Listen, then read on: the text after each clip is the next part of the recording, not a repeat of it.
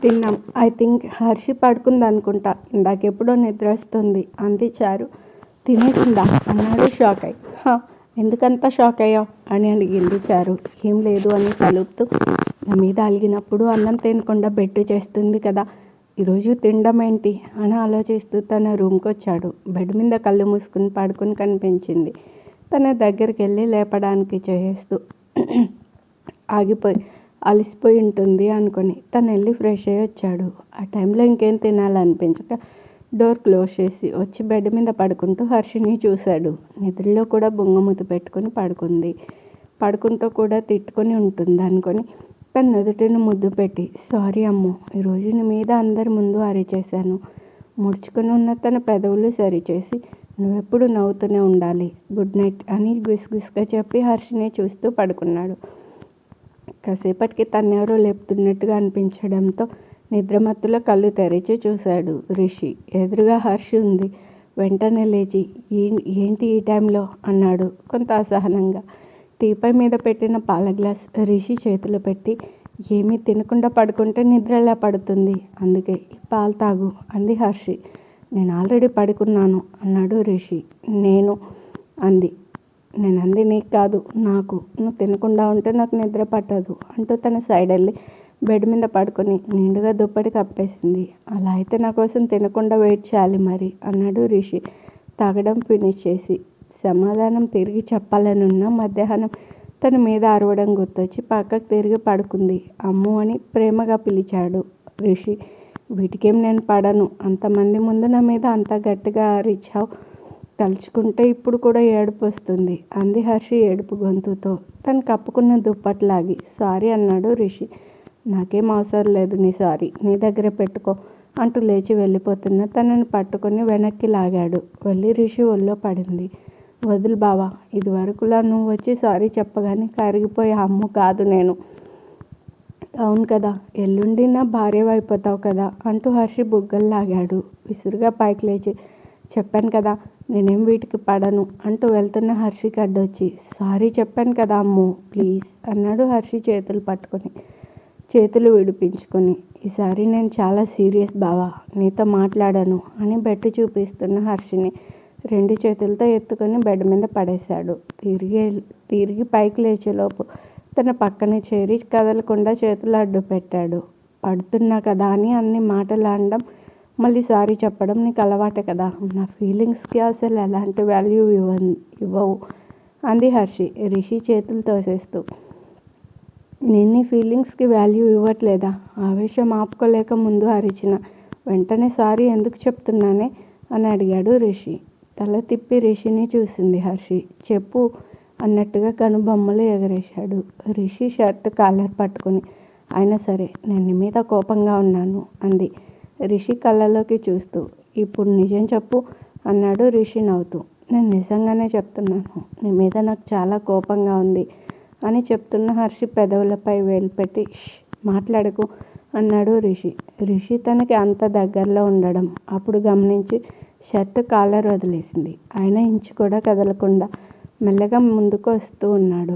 పెరుగుతున్న గుండె వేగాన్ని అదుపు చేయలేక వేగంగా ఊపిరి తీసుకుంటూ రిషి కళ్ళలోకి సూటిగా చూడలేక కళ్ళు మూసేసింది హర్షి. ఇప్పుడు చెప్పు, ఇంకా నా మీద కోపంగా ఉందా అని అడిగాడు రిషి కళ్ళు తెరిచి. తనకి అంత దగ్గరగా ఉన్న రిషిని చూస్తూ అబద్ధం చెప్పాలనిపించట్లేదు హర్షికి. నీ సారీ చెప్పినప్పుడే పోయింది అని సిగ్గుపడుతూ రిషి గుండెల్లో తల దాచేసింది. అయ్యో, అలా అయితే నేనే ఎక్కువ బతిమాలేశానా అన్నాడు రిషి బొంగమూతి పెట్టుకొని చూస్తూ ఉన్న హర్షిని చూసి. నవ్వు ఆగలేదు రిషికి. ఉడుక్కుంటున్న నవ్వుతున్న రిషిని తోసేసి దిండుతో గట్టిగా కొట్టి, బ్యాడ్ నైట్ అని చెప్పి పక్కకి తిరిగి పడుకుంది. పక్క నుండే హర్షి బుగ్గ మీద ముద్దు పెట్టి, గుడ్ నైట్ అమ్మో అంటూ బ్లాంకెట్ కప్పి తను కూడా పడుకున్నాడు. తనకి జరిగిన అవమానాన్ని తలుచుకుంటూ పెగ్గు మీద పెగ్గేసేస్తూ తన ఆవేశాన్ని తగ్గించుకోవడానికి ట్రై చేస్తూ ఉన్నాడు. ఎంతకీ తగ్గకపోవడంతో మందు బాటిల్ చేతిలోకి తీసుకుని దూరంగా విసిరేశాడు గోవింద్. అది చూసి షాక్ అయ్యి, ఎప్పుడు నేను టెంపర్ లూజ్ అవుతూ ఉంటాను, ఈరోజేంటి అన్నయ్య నిన్ను ఇలా ఎప్పుడు చూడలేదు అన్నాడు అవినాష్ ఆశ్చర్యంగా.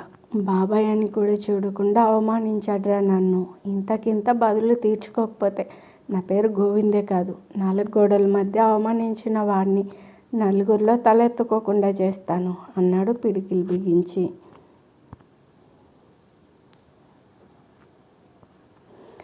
అయినా ఆస్తి మన దగ్గరకు వచ్చే వరకు సైలెంట్గా ఉండమని నువ్వే చెప్పావు కదా అన్నయ్య, మళ్ళీ నువ్వే ఎందుకు అన్ని కెలికినట్టు అన్నాడు అవినాష్ గ్లాస్ చేత్తో పట్టుకొని.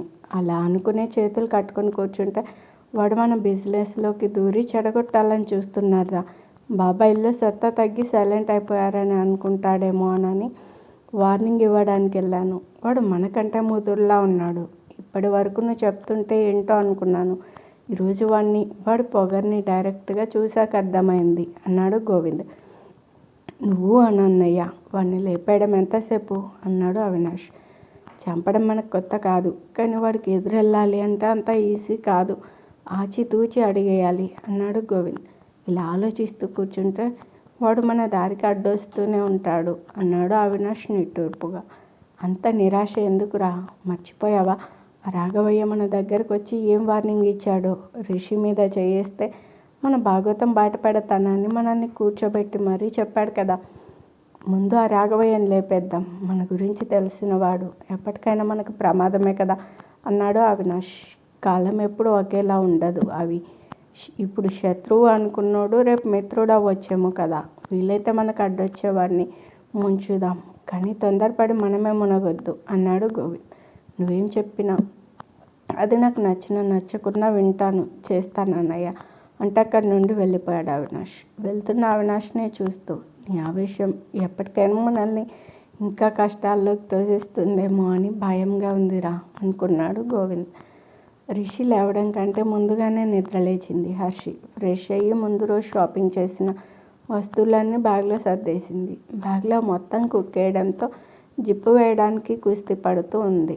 ఆ సౌండ్కి నిద్రలేచిన రిషి హర్షి చేస్తున్న పనిని చూసి తల కొట్టుకుని, ఏం చేస్తున్నావే అన్నాడు రిషి. గుడ్ మార్నింగ్ బావా, ఈరోజు ఊరెళ్తున్నాం కదా, నా బట్టలన్నీ సర్దేసుకున్నాను అంది హర్షి నవ్వుతూ. నేను చెప్పానా ఈరోజు వెళ్తున్నామని అన్నాడు రిషి బెడ్ మీద నుండి పైకి లేచి. అదేంటి బావా, నువ్వే నిన్న అన్నావు కదా అంది హర్షి చిన్నబుచ్చుకొని.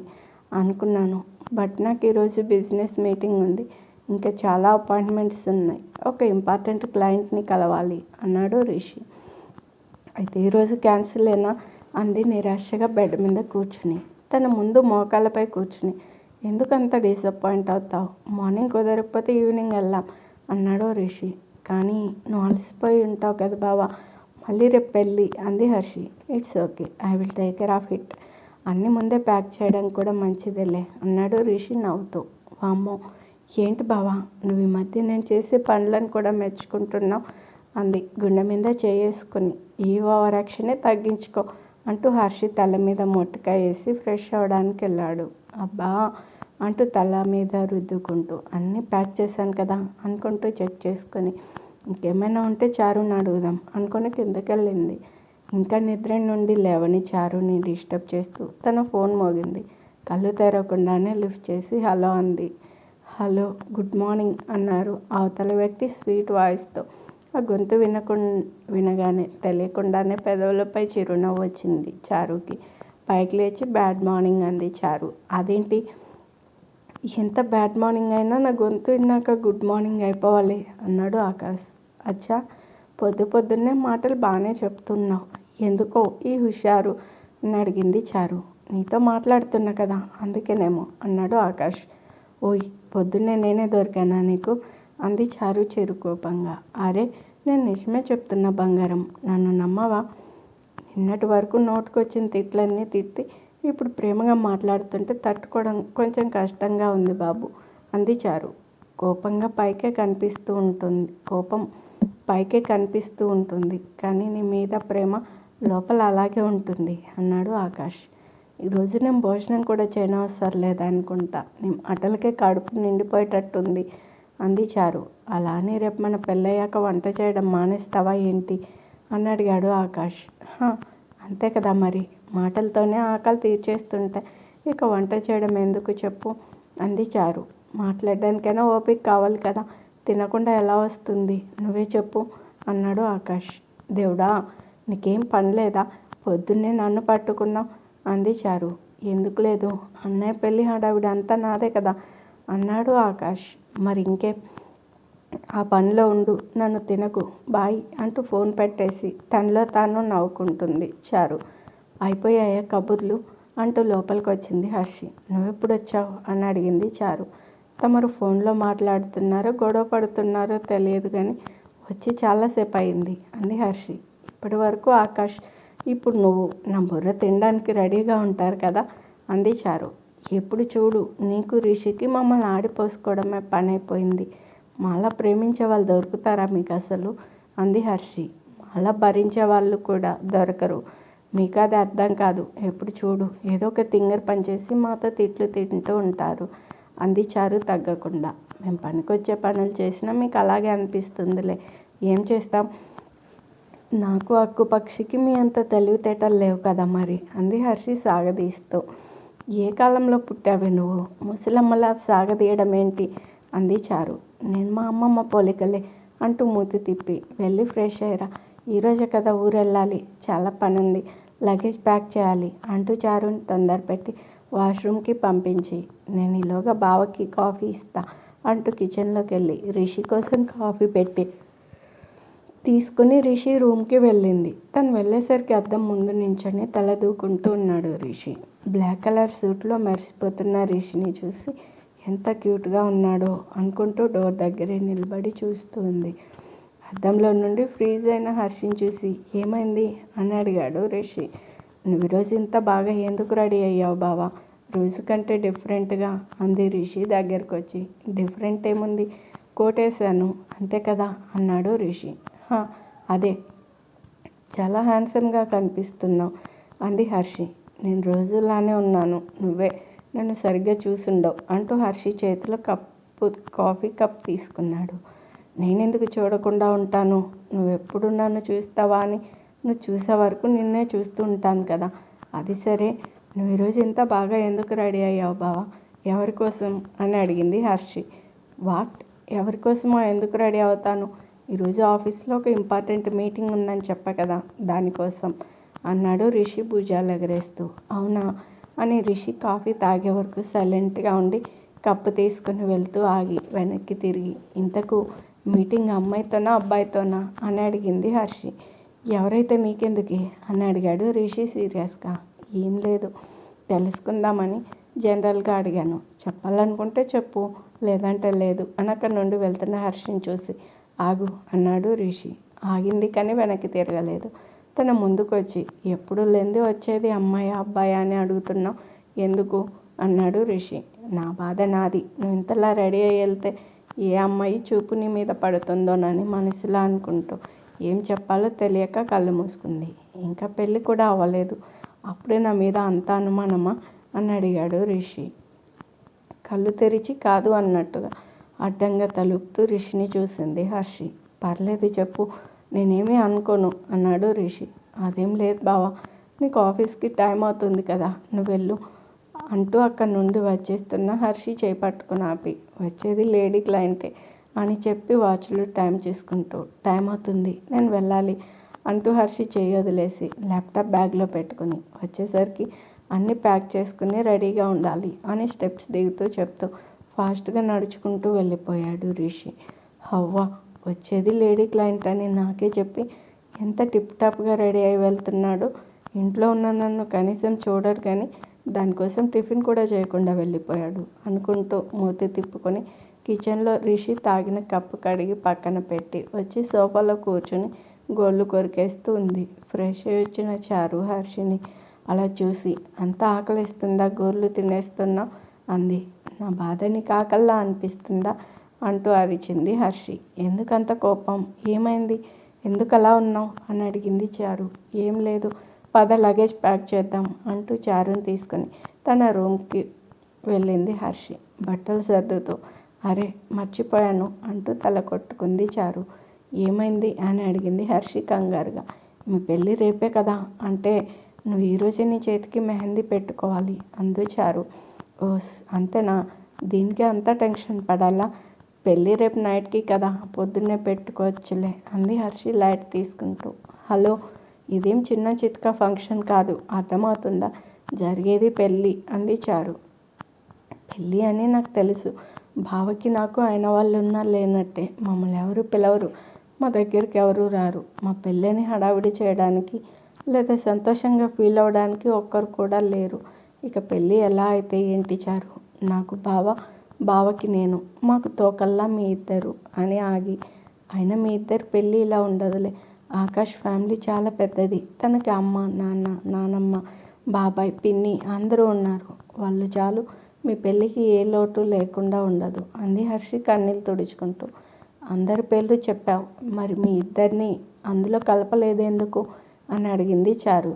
చెప్పా కదా, అయిన వాళ్ళు ఉన్నా కాని వాళ్ళే అని. వాళ్ళే మాకు అండగా ఉంటే మా పెళ్ళి ఇలా జరిగి ఉండేదా? అయినా మేమిద్దరమే చేసుకునే పెళ్ళికి బావ ఊరెందుకు తీసుకెళ్తున్నాడో అర్థం కావట్లేదు. ఇక్కడే చేసుకుంటే అయిపోతుంది కదా అంది హర్షి. రిషి మనసులో ఏముందో, తనేం ఆలోచిస్తున్నాడో మనకు తెలియదు కదా అంది చారు. అది నిజమే, బావ ఏం చేసినా దానికో రీజన్ ఉంటుంది. ఇదెందుకో చూద్దాం అంది హర్షి. సరే, నేను ఇప్పుడు ఫోన్ చేసుకుని వస్తాను అంటూ పక్కకి వెళ్ళింది చారు.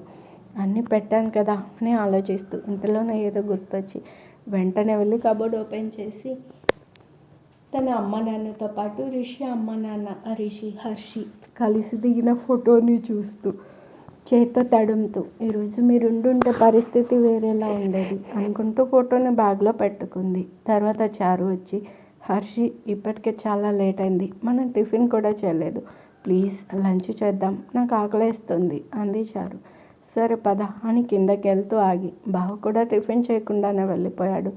లంచ్ అయినా చేశాడో లేదో ఒకసారి ఫోన్ చేద్దాం అనుకుంటూ ఫోన్ చేతిలోకి తీసుకుని కాల్ చేయాలా వద్దా అని ఆలోచిస్తుంది. ఇంతలో తన ఫోన్ మోగడంతో స్క్రీన్ మీద ఋషి నంబర్ చూసి, నువ్వు వెళ్ళి చారు, నేను వస్తాను అంటూ ఫోన్ లిఫ్ట్ చేసి చెవి దగ్గర పెట్టుకొని సైలెంట్గా ఉంది. కాసేపు సైలెంట్గా ఉండి లిఫ్ట్ చేసి, హలో అనవేంటే అన్నాడు రిషి. నువ్వు అనొచ్చు కదా అనే మాట గొంతులోనే కట్ చేసి, చెప్పు అంది హర్షి. లంచ్ చేసావా అని అడిగాడు రిషి. ఇప్పుడు తింటాను, నువ్వు అంది హర్షి. నేను కూడా చేస్తాను, క్లయింట్ వేరే ఫోన్ మాట్లాడుతున్నారు, వెయిట్ చేస్తున్నా అన్నాడు రిషి. నువ్వు వెయిట్ చేస్తున్నావా అంది షాక్ అయి. అవును, ఎందుకంత షాకు అన్నాడు రిషి. చేస్తావులే, అసలే లేడీ క్లయింట్ కదా, బాగా రెడీ అయి వెళ్ళావు, తన కోసమే కదా అంది హర్షి తెప్పి పొడుస్తూ. మీటింగ్ అంటే ఇలానే వస్తారు, ఏంటి నీ కడుపు మంట అన్నాడు రిషి. అయ్యో, మాకెందుకు సార్ మంట, మీరు కడుపు నిండా తినండి అంటూ కాల్ కట్ చేసేసింది హర్షి.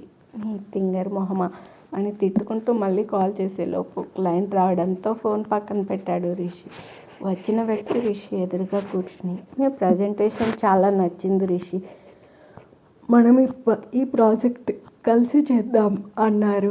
మా కంపెనీని నమ్మి ఇంత పెద్ద ప్రాజెక్ట్ మా చేతుల్లో పెడుతున్నందుకు thank you very much sir అంటూ లేచి షేక్ హ్యాండ్ ఇచ్చాడు Rishi. It's my pleasure and my wish, ఈ ప్రాజెక్ట్ ఎలాంటి ప్రాబ్లం లేకుండా ఎక్కడ ఆగకుండా అనుకున్న టైంకి అయిపోవాలి అన్నాడు Dhananjay. Thank you, I will get the job done అన్నాడు రిషి.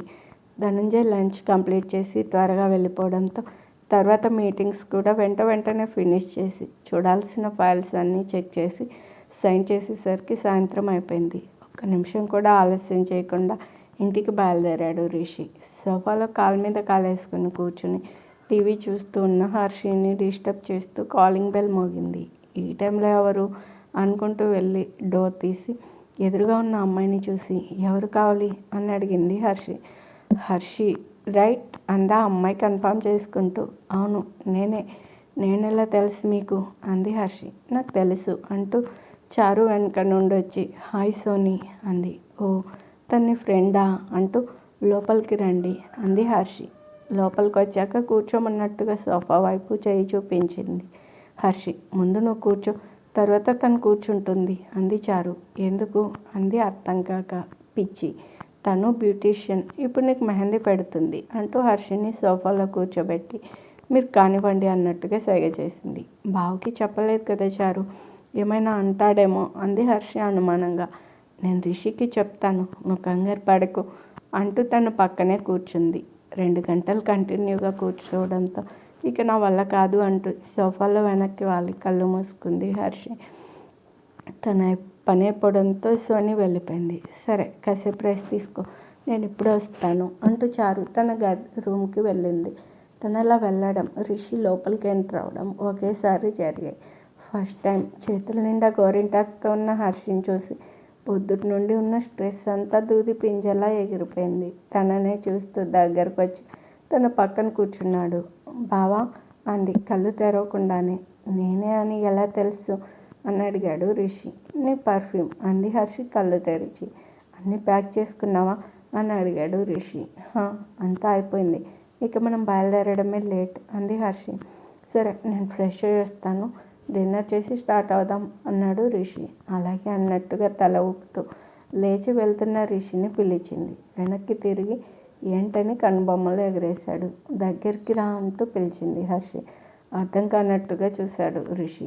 దగ్గరికి రా బావా, నువ్వు కరెక్ట్గానే విన్నావు అంది హర్షి తన పక్కన కూర్చుని. చెప్పు అన్నాడు రిషి ముందుకు వంగి. లేడీ క్లయింట్ ఎలా ఉంది అని అడిగింది చిన్నగా. తన వైపు సీరియస్ లుక్ ఇచ్చి. ఇందుక దగ్గరకు పిలిచావు అన్నాడు రిషి. అవునన్నట్లుగా తలూపింది హర్షి. తను ఏడ్పించాలని ఫిక్స్ అయ్యి. చాలా బాగుంది అన్నాడు రిషి.